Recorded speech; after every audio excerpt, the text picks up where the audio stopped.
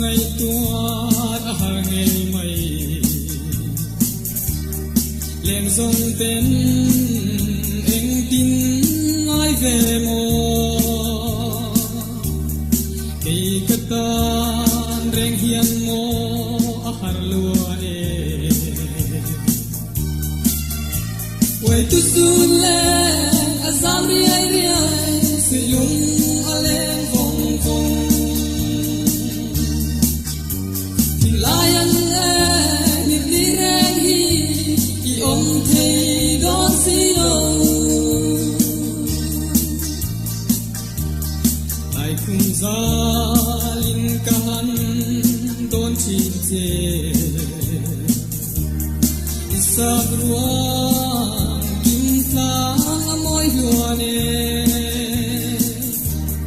san mu chin ahar nge kahan donin way tu sun le asam riai riai silung alen vong vong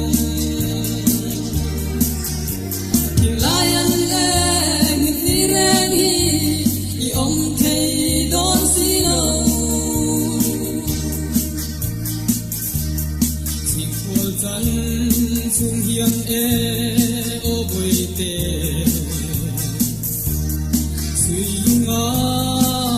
phang chin ka han donin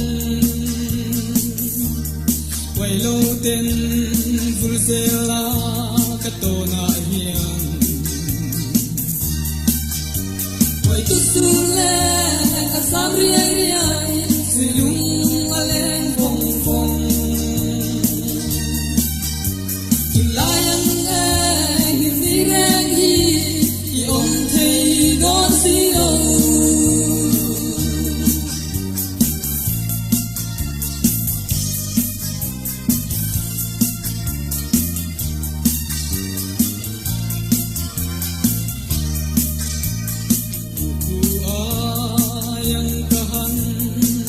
vela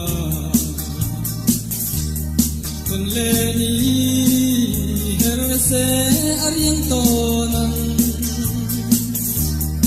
ya tu tin kim in ha kan wang nge wai tu su le asam riai riai silung alen vong vong kim lai